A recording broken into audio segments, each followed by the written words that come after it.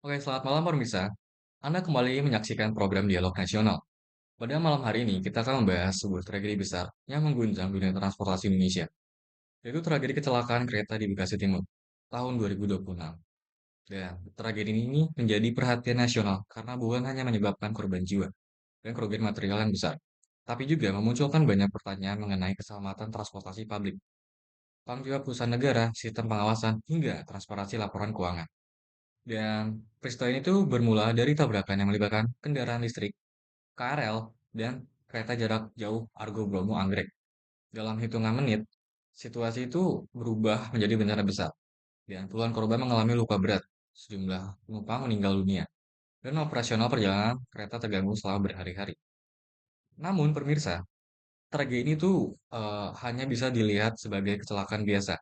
Banyak pihak mulai mempertanyakan apakah sebenarnya ada kelalaian sistem, apakah prosedur keselamatan sudah dijalankan dengan benar, dan apakah perusahaan telah melakukan pengawasan yang memadai terhadap fasilitas keselamatan. Selain itu, muncul juga pembahasan mengenai bagaimana perusahaan negara seperti PT KAI mempertanggungjawabkan seluruh dampak tragedi tersebut kepada masyarakat. Sebagai perusahaan milik negara, PT KAI ini memiliki kewajiban bukan hanya mencari keuntungan, tapi juga menjamin keselamatan masyarakat sebagai pengguna jasa transportasi. Dalam diskusi malam ini, kita akan melihat tragedi ini dari beberapa sudut pandang. Itu kita akan membahas hasil investigasi teknik, dampak terhadap tata kelola BUMN, pencatatan akuntansi atau kerugian perusahaan, hingga proses audit dan transparansi di laporan keuangan. Dan kita mulai terlebih dahulu dari sisi investigasi teknis. Berdasarkan laporan awal KNKT, kecelakaan tidak terjadi secara sederhana. Ada rangkaian kegagalan sistem yang saling berkaitan, mulai dari gangguan kendaraan listrik di perlintasan, sistem komunikasi darurat yang tidak berjalan optimal, hingga keterlambatan pengiriman sinyal penghentian kereta. Dan hal-hal seperti ini menunjukkan bahwa keselamatan transportasi modern tidak hanya bergantung pada suatu alat atau satu petugas saja. Dan keselamatan tergantung pada integrasi sistem secara menyeluruh. Ketika suatu bagian gagal bekerja, maka risiko kecelakaan meningkat secara drastis. Selain itu, masyarakat juga mulai mempertanyakan kondisi infrastruktur transportasi kita saat ini. Banyak yang menilai bahwa modernisasi transportasi belum diimbangi dengan peningkatan sistem pengawasan dan pemeliharaan yang memadai. Beberapa laporan bahkan menyebutkan bahwa ada kerusakan alat komunikasi yang sebenarnya diketahui sebelum kecelakaan terjadi. Dan pemirsa, persoalan yang tidak kalah penting adalah bagaimana dampak tragedi ini terhadap kondisi keuangan perusahaan, kerusakan aset, biaya kompensasi korban, biaya evakuasi, hingga gangguan operasional tertentu menimbulkan kerugian yang sangat besar. Dalam akuntansi perusahaan, seluruh dampak tersebut harus dicatat secara jelas dan transparan, karena laporan keuangan bukan hanya dokumen administratif, tetapi juga bentuk pertanggungjawaban kepada negara dan masyarakat. Lalu bagaimana auditor melihat persoalan ini, dan apakah seluruh kerugian benar-benar dicatat secara jujur, dan apakah juga merupakan telah memenuhi standar akuntansi yang berlaku, dan bagaimana cara memastikan bahwa laporan keuangan tidak menutup fakta sebenarnya. Dan semua itu akan kita bahas malam ini bersama para narasumber yang telah hadir, dan kita juga berharap tragedi ini dapat menjadi pelajaran penting bagi dunia transportasi Indonesia agar kejadian kejadian serupa tidak kembali terulang di masa depan. Dan kita akan masuk ke narasumber pertama yaitu Mbak Fitra sebagai investigasi KNKT. Untuk Mbak Fitra, dipersilakan untuk tempatnya. Baik, terima kasih Radit.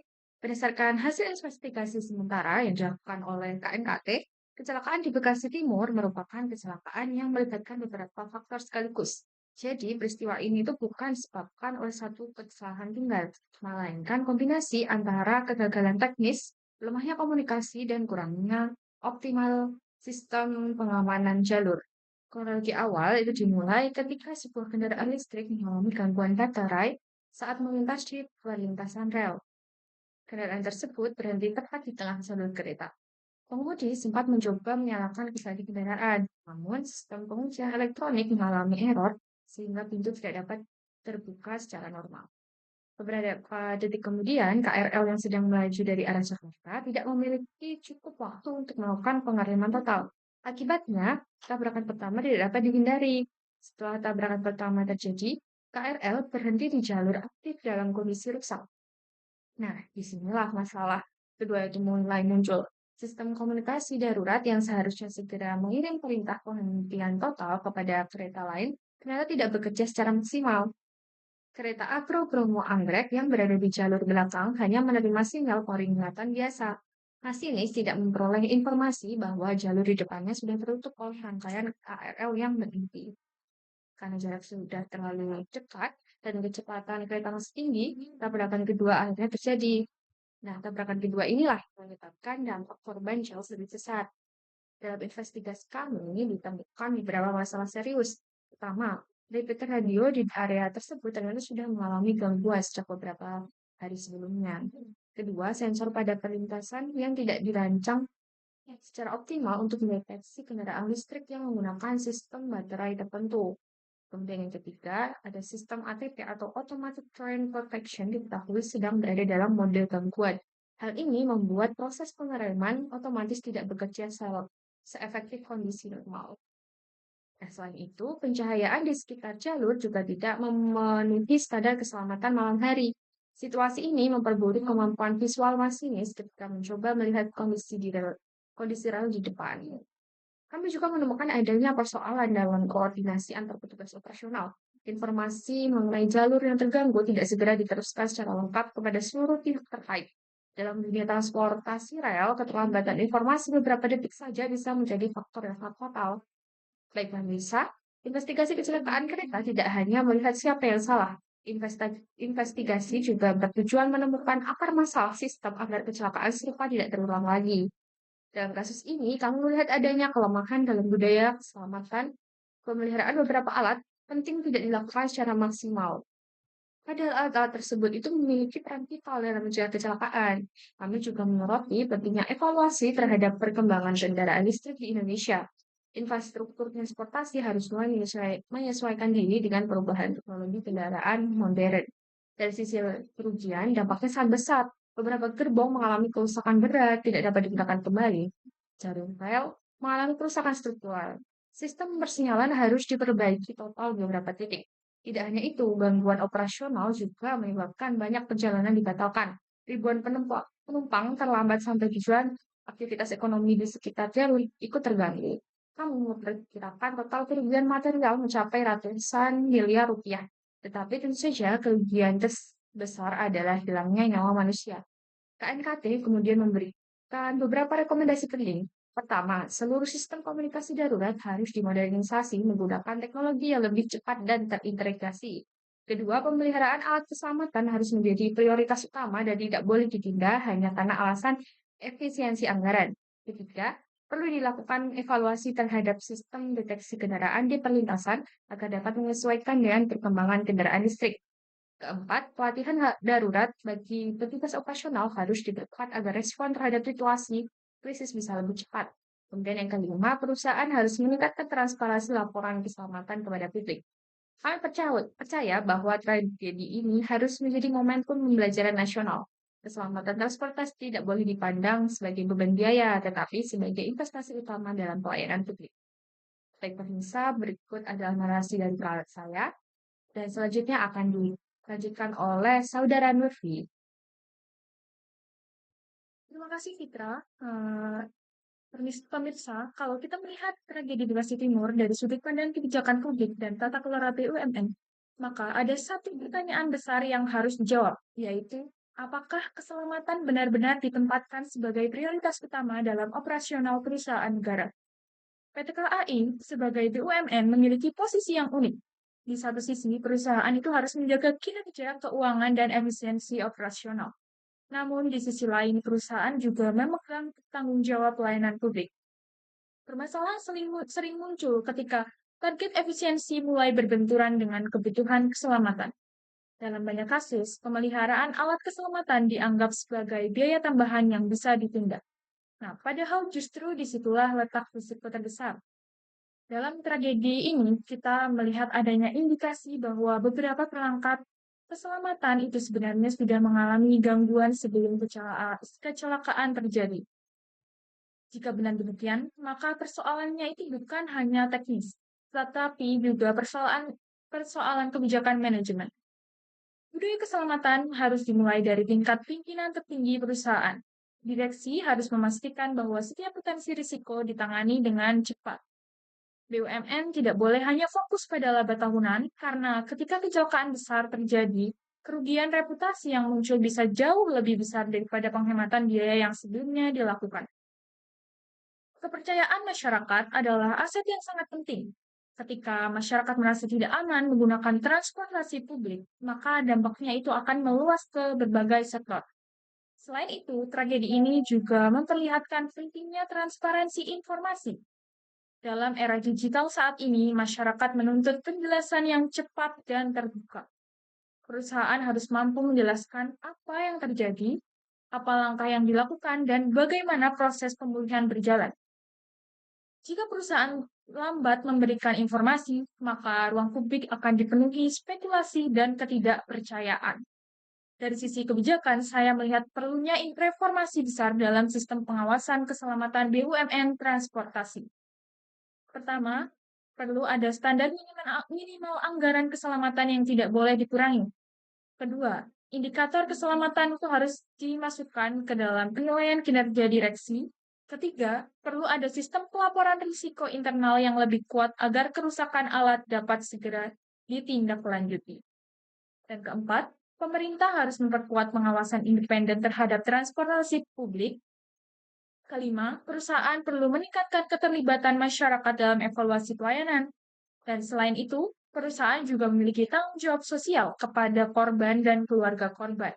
Kompensasi finansial memang penting, tetapi dukungan psikologis dan sosial juga sangat diperlukan.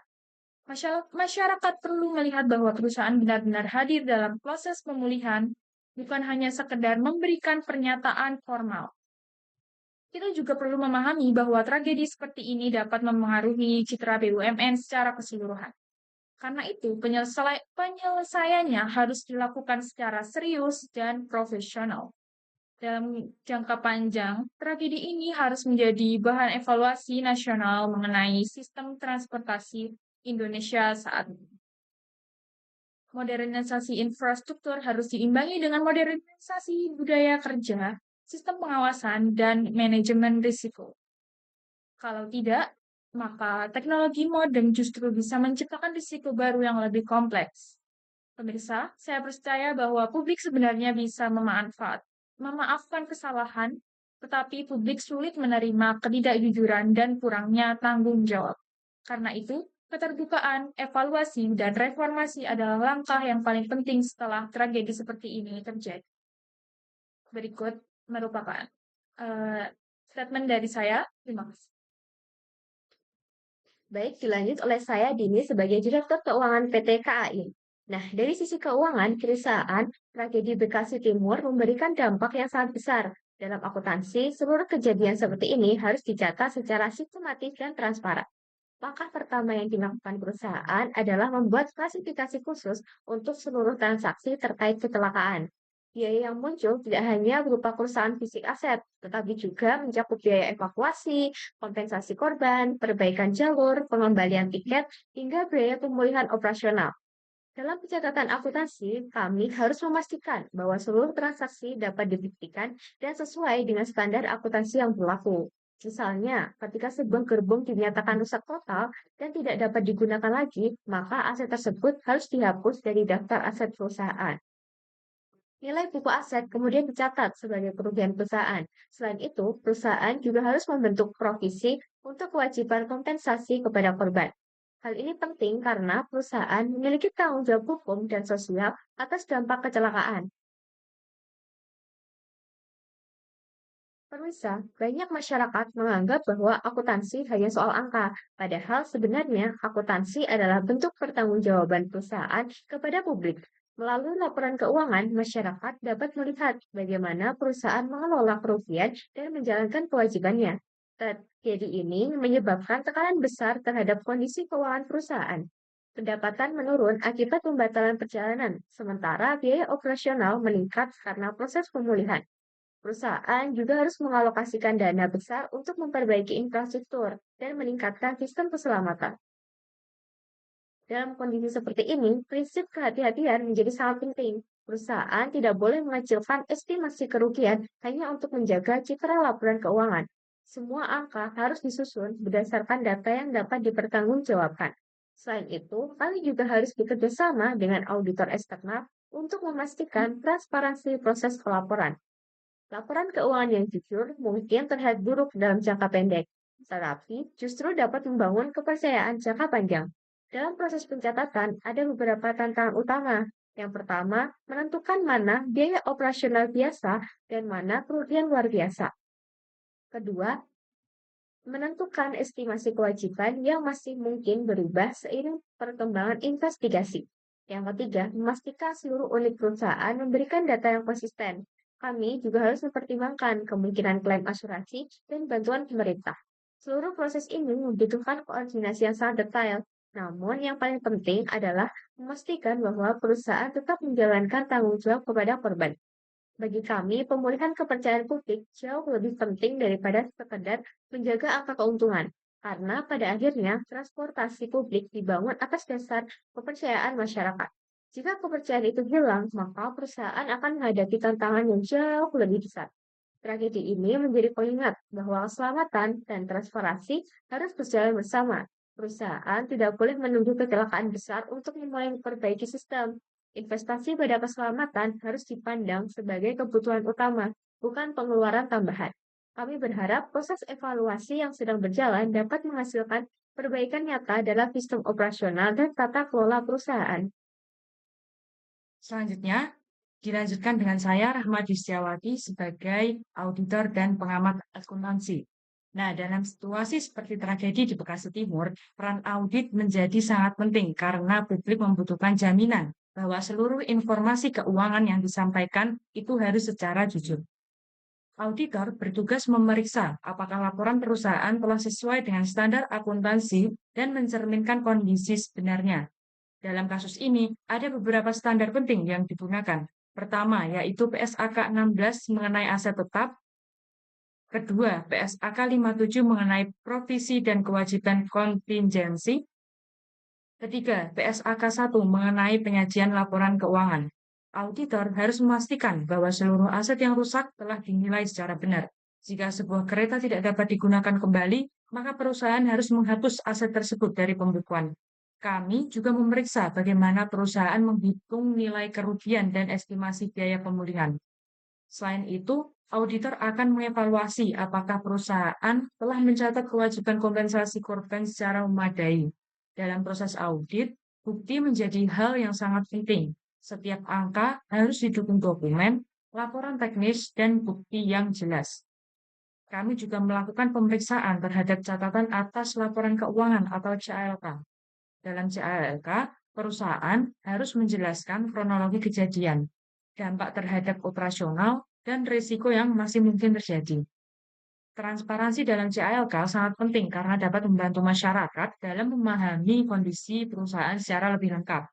Dalam beberapa kasus, perusahaan itu cenderung mencoba untuk memperkecil dampak kerugian demi menjaga citra.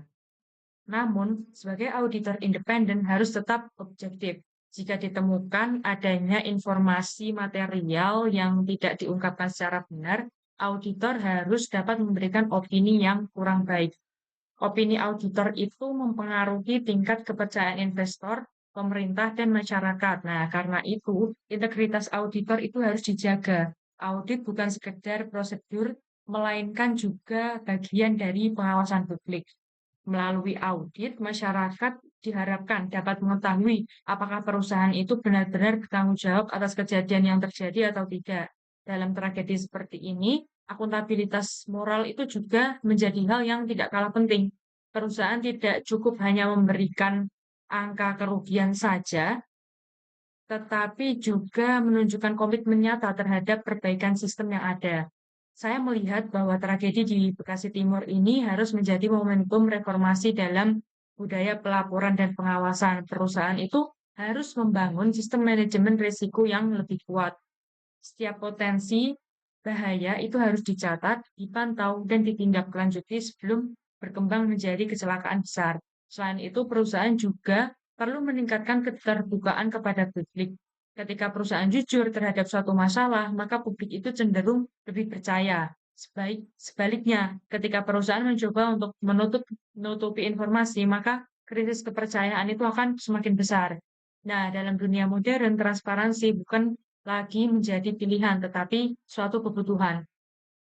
Apalagi untuk perusahaan negara yang menggunakan fasilitas publik dan dana masyarakat. Nah, kita berharap tragedi ini dapat mendorong perbaikan yang besar dalam sistem keselamatan, tata kelola, dan pelaporan keuangan di Indonesia, karena pada akhirnya tujuan utama dari prosedur audit dan akuntabilitas adalah melindungi kepentingan masyarakatnya. Itu saja yang dapat saya sampaikan. Saya kembalikan ke Radit. Saya pemirsa, bagi dengan saya Radit, tuh dari diskusi malam ini kita dapat melihat bahwa tragedi Bekasi Timur bukan hanya sekedar kecelakaan transportasi biasa. Tragedi itu memperlihatkan bagaimana kegagalan teknis lamanya pengawasan dan kurangnya optimalisasi sistem keselamatan dalam menimbulkan dampak yang sangat besar. Saya juga belajar bahwa akuntabilitas berusaha tidak berhenti pada proses evakuasi dan pembayaran operasional saja. Dan perusahaan juga harus mempertanggungjawabkan seluruh dampak kejadian secara transparan melalui laporan keuangan dan proses audit. Selain itu, keselamatan publik harus ditempatkan di atas kepentingan efisiensi jangka pendek. Dan karena ketika keselamatan diabaikan, kerugian yang muncul bisa jauh lebih besar, baik secara ekonomi maupun kemanusiaan. Masyarakat tentu berharap tragedi ini menjadi pelajaran penting bagi seluruh pihak, pemerintah, perusahaan, regulator, dan masyarakat. Harus bersama-sama membangun budaya keselamatan yang lebih kuat. Transportasi publik tidak hanya membutuhkan teknologi modern, tetapi juga membutuhkan integritas, pengawasan, dan tanggung jawab. Kita berharap evaluasi yang dilakukan setelah tragedi ini benar-benar menghasilkan perubahan nyata, agar kejadian serupa tidak kembali terulang di masa depan. Dan saya, tadi pamit undur diri. Terima kasih telah menyaksikan dialog nasional dan selamat malam.